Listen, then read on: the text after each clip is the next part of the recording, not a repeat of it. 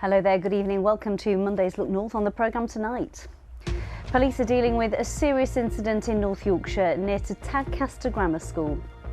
We'll have all the latest from the scene. Also tonight, a second man accused of murdering a mum and her 3 children in a house fire in Bradford gives evidence.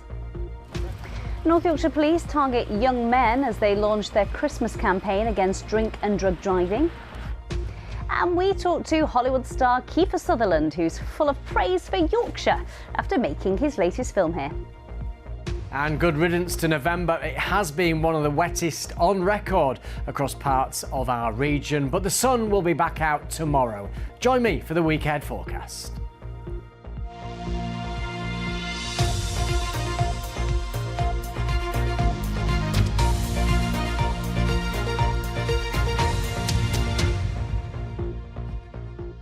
Hello, thanks for your company this evening. Police are tonight at the scene of a serious crash near Tadcaster Grammar School.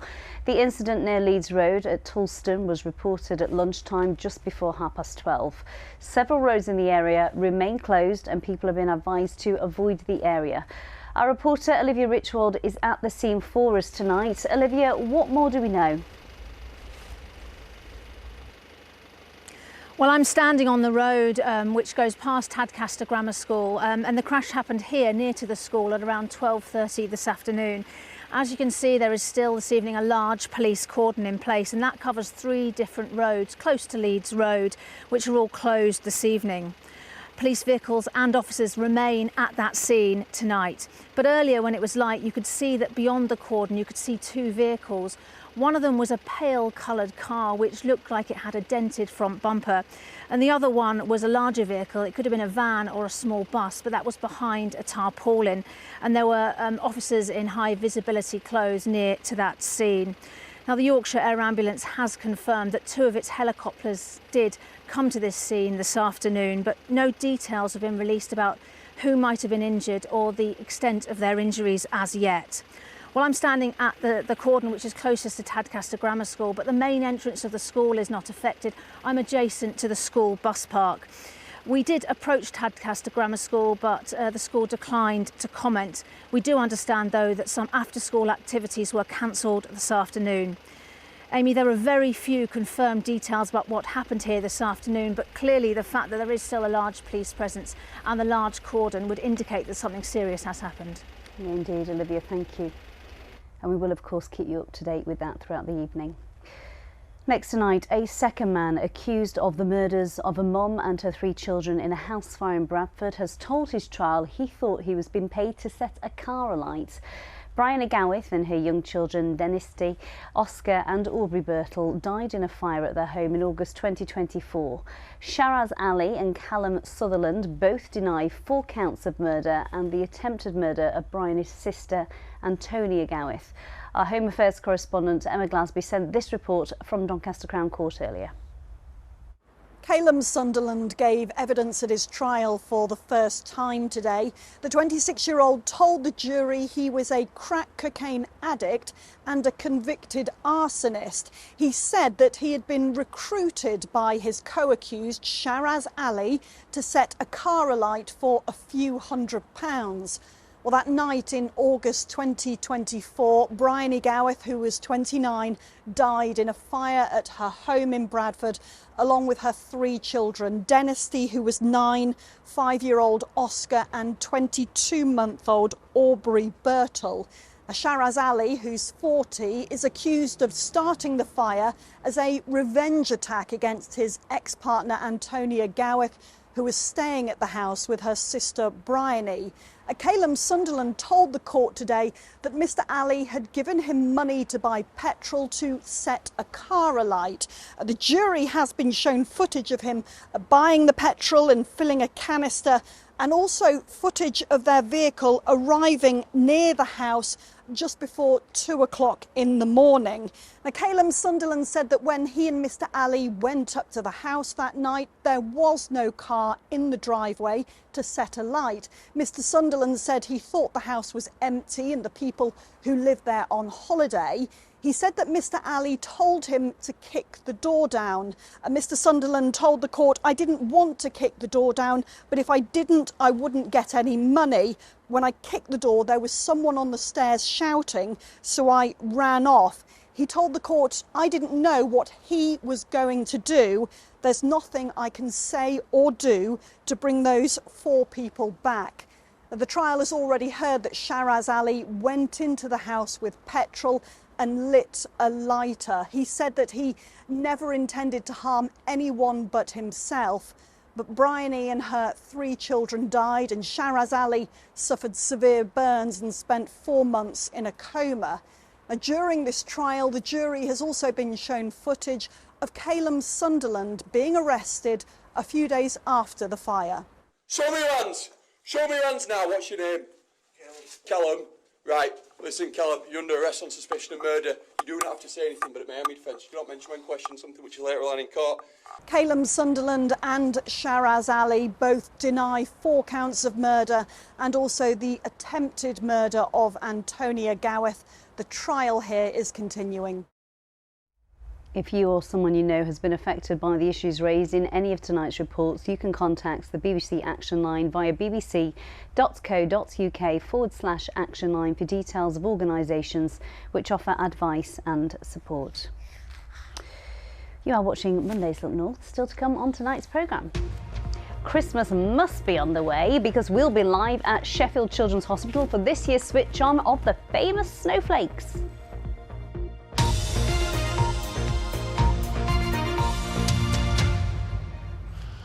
It's December, so that means that our police forces have launched their annual campaigns against drink and drug driving. In North Yorkshire this year, they're specifically targeting men aged between 17 and 29. National figures show 90% of fatal collisions related to drink or drugs over the past decade have involved men in that age group. Take a look at this. Last December even, in North Yorkshire, 151 people were arrested for alcohol and drug driving related offences, and out of those arrests, 77% were men and 23% were women. Our reporter Phil Bodmer has been out on patrol with the team trying to stop those driving whilst under the influence before they cause a crash. This report contains flashing lights. A powerful new film for motorists in North Yorkshire, warning of the consequences of driving under the influence of alcohol or drugs.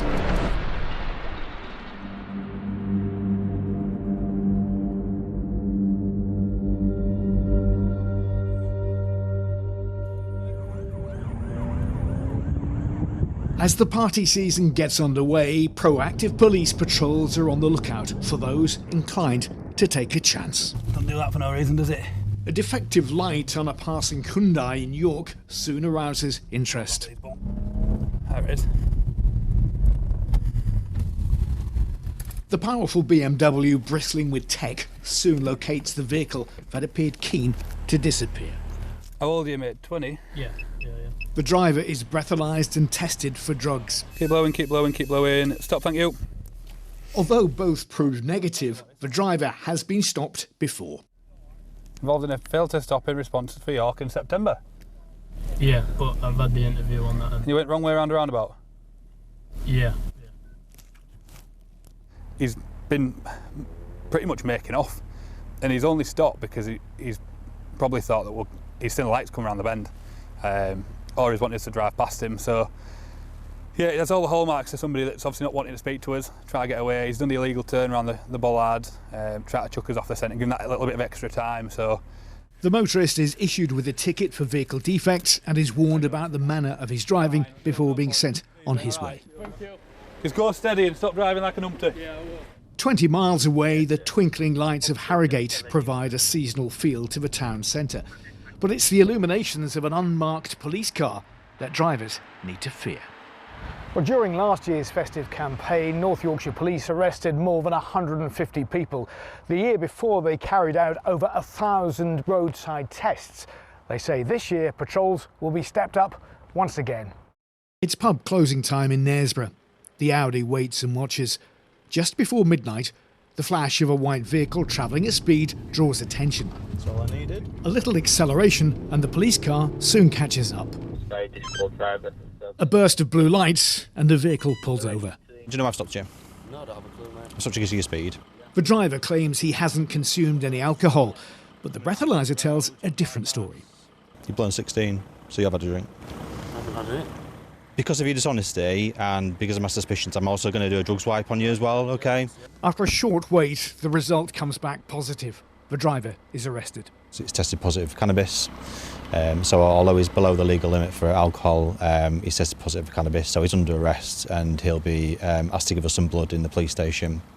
Pass me a hand, just like that.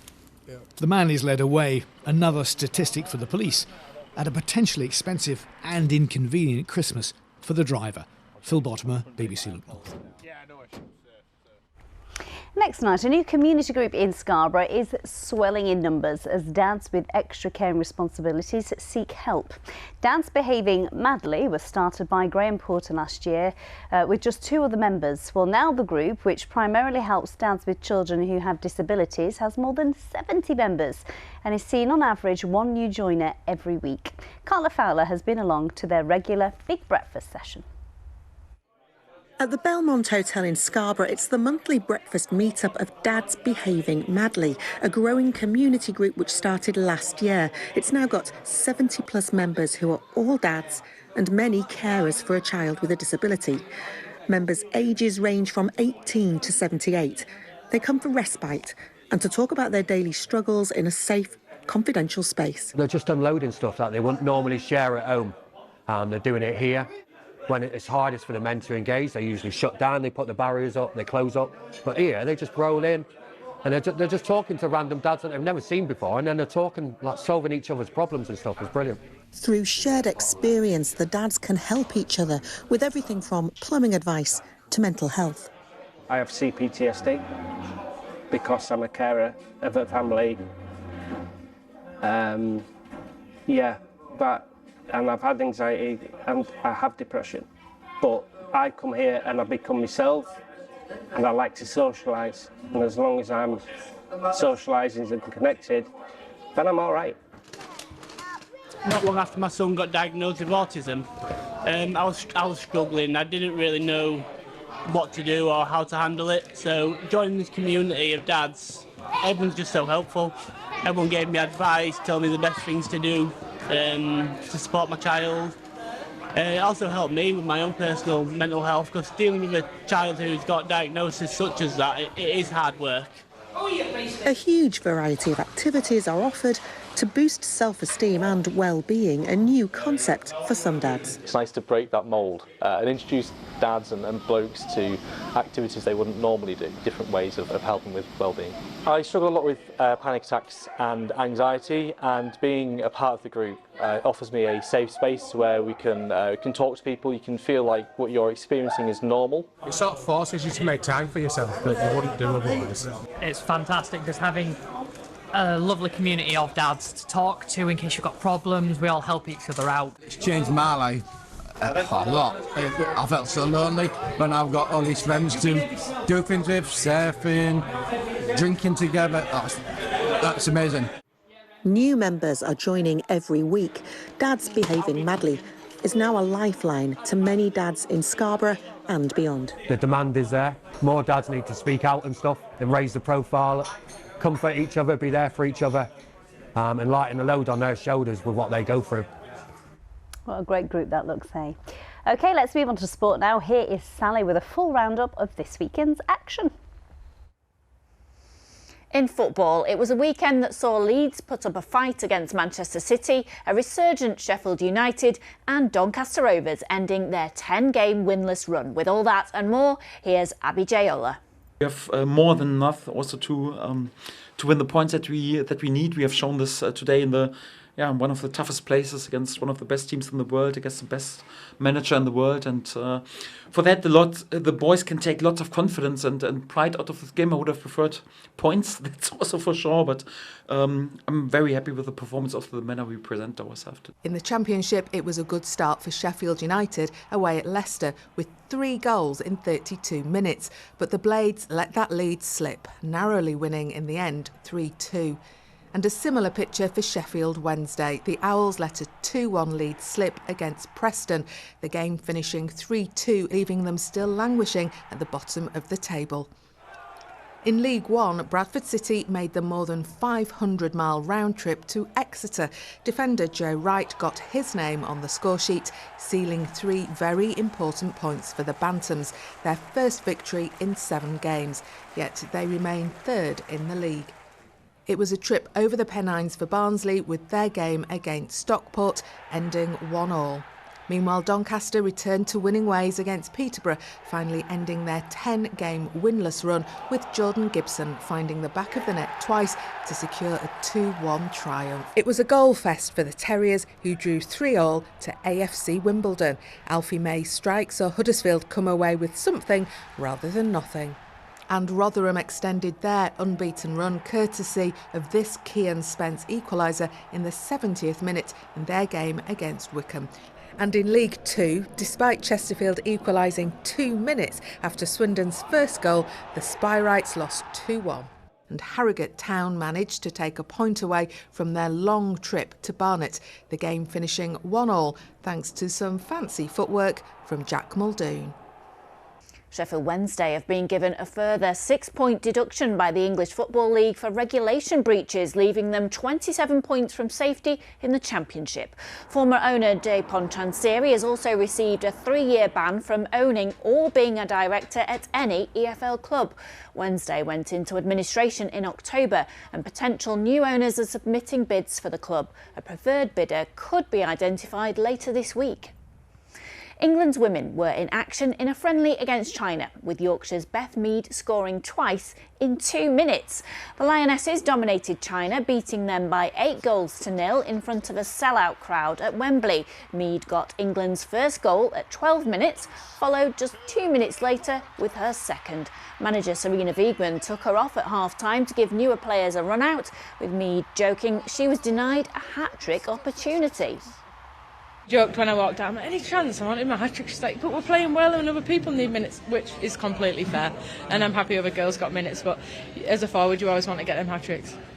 In ice hockey, it was a double win weekend for the Sheffield Steelers, who won 5-1 away at Coventry on Sunday, and on Saturday night more than 9,000 fans packed the Sheffield Arena to watch the Steelers face off against the Nottingham Panthers. The game went into overtime, with Stephen Harper scoring the winner, to the delight of the home crowd. And that for now is all your sport. Thank you, Sally. It is the 1st of December, so I think we can just about get away with twinkling lights and tinsel, can't we? Sheffield Children's Hospital is getting into the Christmas spirit this evening with their Snowflake's light switch on. We sent Mark Ansell along to join in the fun. It's always a lovely event there, isn't it, Mark?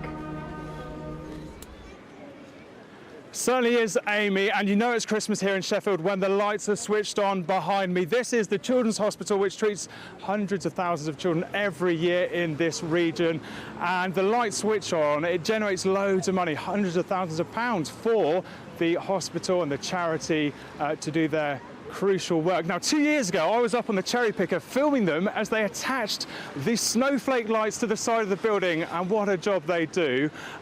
Let me introduce you to Georgia. Now, she has been treated for ulcerative colitis at the hospital behind me, and it's really transformed your life, the treatment there. So much so that you were dancing on the stage behind us at the Oxkin Centre earlier tonight. What difference has the hospital made to your health, Georgia? The absolute ultimate difference. I don't think I'd be dancing or doing anything like that anymore if it wasn't for the Sheffield Children's. And what was it like to dance on the stage here tonight? Absolutely amazing, especially with my theatrical family. It was absolutely the best. Loved it. Good stuff. And what message do you have for all of the doctors, the nurses and all the staff at the Children's Hospital behind us? The biggest thank you ever. It really means the absolute world, and I'm very grateful. Good stuff, Georgia. Right, I think we should get everybody ready for this. Let's do a 10-second countdown, everyone, to the light switch on. So let's go. 10, 9, 8, 7, 6, 5, 4, 3, 2, 1. Look at that, isn't that fantastic? We know it's Christmas in Sheffield when those lights come on. Well, what an atmosphere here. Let me introduce you to John. He's the Chief Executive of the hospital charity. What does this all mean to the hospital? Oh, it's absolutely fantastic. It raises a huge amount of money for Sheffield Children's Hospital each year, over £430,000, and over the 21 years we've had our Snowflake campaign, it's over £3 million that these snowflakes has raised. What do you do that you wouldn't be able to because of these lights? Well, these lights over the years have funded a huge range of projects, from medical equipment to helping fund our helipad to funding our new Ward 6, which are the Cancer and Oncology Ward, all the way. And this year it's going to help us fund research to some of the trials that Georgia has taken part in. Fantastic. Thank you, John. And thank you, everyone here tonight. It's been a fantastic atmosphere here in Sheffield, despite the rain. And we're just going to enjoy the band and a bit more merriment here. Amy, I'll throw it back to you. Beautiful, Mark, thank you. So lovely. I think we should keep with the festive theme, you know. Do you remember last year I was sent running around Yorkshire doing some celeb spotting for a Christmas film that was being shot here? Well, that movie called Tinsel Town is about to be released, and excitement is really building, especially in the town of Knaresborough, because a lot of it was filmed there, and there's going to be a special release this week ahead of it hitting Sky Cinema at the end of the week. It features Hollywood star Kiefer Sutherland and Rebel Wilson, as well as actor Danny Dyer, and it's a comedy that includes great Christmas staple, a pantomime. Oh yes it does. Kathy Killick reports. I want to be taken seriously as an actor. There is one thing knocking around. Theatre in England. Yes! Where? What the? I definitely did not sign up for this. It's a premise we can all get behind. Spoiled Hollywood star gets dropped in Yorkshire to do panto. Kiefer Sutherland stars and genuinely hadn't seen a pantomime before starting filming. I had a very loose understanding of what a panto was. We got to perform parts of our production of Cinderella in front of a theater full of people, and so I enjoyed that immensely. It's absolutely silly, but there's a real joy in that. The filming took place in Wetherby and Knaresborough, with the cast and crew based in Leeds. So how did he like his introduction to Yorkshire? We couldn't have been treated more warmly, and we could not have been accepted more kindly. So yeah, I'm a huge fan of Leeds, and I would go to work there any day of the week. The film also stars Rebel Wilson, Danny Dyer and Jason Manford, all panto experts, helping out the newbie. Jason was lovely. I mean, if there was anything I needed to know or understand about a panto, he was there to help me do that. I know he's in Manchester doing a panto right now. So yeah, the cast was fantastic and supportive, and it was just a great experience all around. The star of Stand By Me, A Few Good Men and 24 has never done a comedy, which is one reason why he chose to make Tinsel Town. The other was the script. I felt that it was really heartwarming as well as funny. When I read it, it made me laugh out loud, and I've never done a comedy per se before, and I just thought, well, if I'm going to try something new, this is the script I want to do it with. The film will stream on Sky Cinema from Friday, with a special preview in the Fraser Theatre in Knaresborough tomorrow. Kathy Killick, BBC Look North. Looks good, doesn't it, right up my street? And isn't it lovely when you recognise the streets and shops that are in movies, because that never happens for us. I can't wait for that, because I used to live in Knaresborough, so I'll be looking forward to clocking all the places. Talking about looking forward to things, obviously Christmas is just around the corner, but November, it's been pretty soggy, hasn't it, compared to that long, dry summer we had? Well, it has. Well, you'd be pleased to know the statistics are in. Oh, have you got some good? I was hoping. And it has actually turned out to be one of the wettest Novembers on record, and actually sites in the east of our region, which is unusual. I think we've got a picture to show you, which is that's the River Rye, which feeds into the River Derwent. The River Derwent is already very full with the snow melt from last week and the heavy rainfall. Scarborough, Bridlington having the wettest November on record, but that's a very short data set. But if you go down across Lincolnshire, Cranwell goes back to 1930. Now this is really important because you asked if I was going to talk about the R word, reservoirs.